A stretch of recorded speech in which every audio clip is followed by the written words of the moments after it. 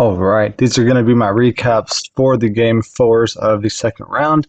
I did not do recaps for games 2 and 3. I was kind of busy, and no one's going to care about those games at this point, so we're not going to bother covering them now. We're just going to cover the game fours. But yeah, let's get started. All right, so this first series here, the Knicks and Pacers are now tied 2 games to 2, and this game four was utter domination here by Indiana, winning by 32 points. Not exactly a close game at any point. They're up by 20 points at the end of the first quarter, just dominated throughout the entirety of this game. They shot 57% from the field, the Pacers did, while the Knicks shot 34% from the field. Pretty atrocious there. The Pacers shot 45% on three, while the Knicks shot 19% on threes.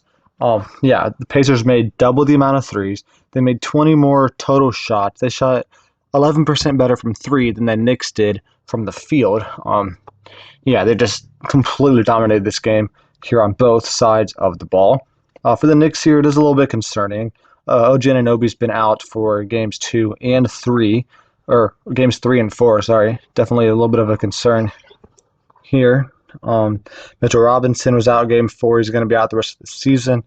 Anunoby could be back some point in this playoff series, but he is going to miss game 5. So certainly a cause for concern here for New York. They're already beat up team coming into this series, and they just got even more beat up. With OG Anunoby missing game 5, if Indiana is able to pull away that game, which I think they probably would, there without OG Anunoby. So that's going to be a very, very big swing game in this series, obviously. Whoever wins game 5 is probably going to end up winning the series. And right now, all the odds are pointing in Indiana's favor here for game 5.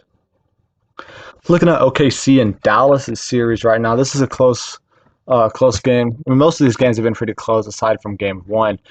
Game 3 was a 4-point game. Game 4 here is a 4-point game. So in game 4 here, yeah, like I said, it was close the entirety of the game. Both teams were very inefficient. Dallas 41% from the field, OKC 38%. Dallas 34% from 3, OKC 26%. OKC shot even significantly worse than Dallas, even though Dallas didn't shoot particularly well either. But the main difference in this game was the free throws. OKC was 23 of 24 for 96% there on free throws. Dallas was only 12 of 23, 52%. They missed 11 free throws in this game and only lost by 4 points. Even if they shoot like 75% here, they win this game. So that's definitely cause for concern there. Dallas got to shoot better than only 50% from free throws. It's pretty disappointing here for an NBA team to only shoot 52% from the free throw line. But I mean, Shai Gilgeous-Alexander was amazing here for OKC, 34, 8, and 5. Dallas got to do something better to stop him. Their starters, all the starters aside from Josh Giddey were in double digits in this game. So really, really good performances there for OKC, even though they all were fairly inefficient, other than Shai and Chet Holmgren. But for Dallas, Luka Doncic has been struggling basically this entire postseason. He's shooting 40% from the field and only 26% on threes this entire postseason. And this game was not much better. He put up 18, 12, and 10, so a triple-double here in this game, but he was 6 of 20 from the field and only 2 of 9 from three, so very, very inefficient here in this game. Kyrie Irving only had 9 points in this game, 4 of 11 shooting, pretty bad there. PJ Washington was the leading scorer with 21 points, but he was 7 of 19 from the field. He was 5 of 11 from 3, which is really good, but only 2 of 8 from 2 points, which is a little bit concerning here. So Dallas is going to have to do a lot better going forward in this series, and Luka Doncic specifically has got to be better. He's not shot really good in any game of this series. Yeah, he has yet to shoot above 40% in this series, except from one game. Definitely a little bit concerning there for Luka Doncic here. But going forward here, this game 5 in OKC is going to be a very, very big game. And again, I would say the winner of that game is probably going to win this series. And right now, my pick would be for the Thunder to win that game. But if Dallas wants to win, Luka is going to have to be very, very efficient going forward. Next series up here is the Celtics and the Cavs.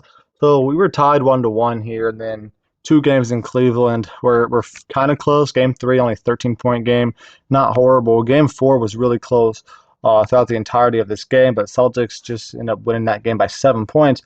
One thing to note here, Donovan Mitchell did not play in this game four. Um, he's questionable here for game five.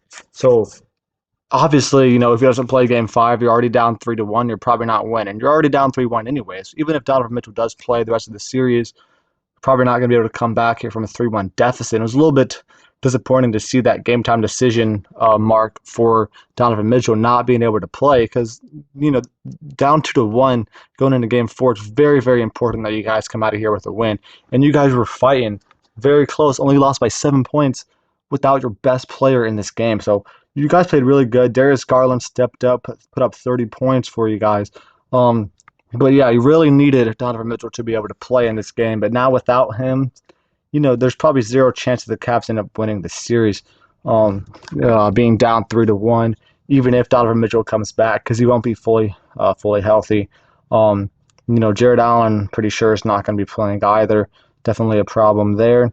Celtics are still without Kristaps Porzingis, but Porzingis is not as big of a deal as Jared Allen and Donovan Mitchell combined, for sure. So it's kind of disappointing to see that almost every single playoff series so far has been impacted by injuries, including our first round matchups. First round, Boston, Miami, obviously had Jimmy Butler injury. New York and Philly, New York has their fair share of injuries, and Joel Embiid was at 100%. Milwaukee, Indiana, Giannis and Dame were injured there. Cavs and Magic, Jared Allen did get injured for like 3 games in that series. Pelicans, Thunder, Zion was injured. Lakers, Nuggets, Lakers had Christian Wood, Jared Vanderbilt, Cam Reddish, all injured. Suns, Timberwolves, Grayson Allen got injured in that series. Mavs, Clippers, Kawhi Leonard's injured in that series. So every single round one matchup had some sort of injury that could have been a very, very big swing moment there. In round two, we've had that as well. The Celtics obviously have Kristaps out, and the Cavs have Mitchell and Jared Allen out now. The Knicks have their fair share of injuries there with the Pacers series. Thunder and Mavericks, Mavericks have their fair share of injuries here. They're not too serious, but Maxi Kleber was a pretty big part of their round one. He's yet to play here in round two.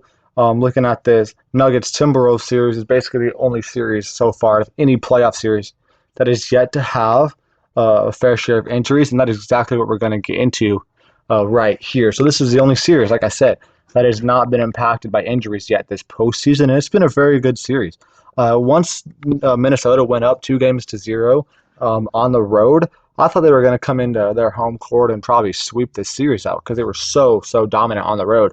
But then, Denver was basically just as dominant in their 2 games on the road. So that was a little interesting to see here. Denver winning this game 4 by 8 points. It was pretty close throughout the game. Anthony Edwards was amazing here for Minnesota. 44 points, 16 to 25 shooting. He was very efficient putting up those 44 points. They had 6 different players put up double-digit points, but their defense could just was doing nothing here to stop Denver. Jokic put up 35, 7, and 7. Aaron Gordon had 27 points on 11 of 12 shooting from the field. Probably his best game of his career, honestly, like taking into account the, what's at stake here. Going down 3-1 would be a very, very big issue here. And he was, playing at the highest level. He's one of the highest levels he's ever played, in his NBA career. So a very good game here out of Aaron Gordon helped Denver be able to pull out this victory here. It's going to be interesting to see how this goes into Game 5 now because, like I said, every single road team has won their games this series, but you're still thinking, logically that Denver would have the home court advantage here going back into Denver in Game 5, and I think whoever wins that Game 5 is probably going to end up winning the series. But I do think this one is probably going to go 7 games, regardless of who wins this game right here. But yeah, that is going to be the video. Thank you for watching. Make sure to check back later this week for an updated video, and make sure to check out my UFL Power Rankings video, which should be coming out on Wednesday.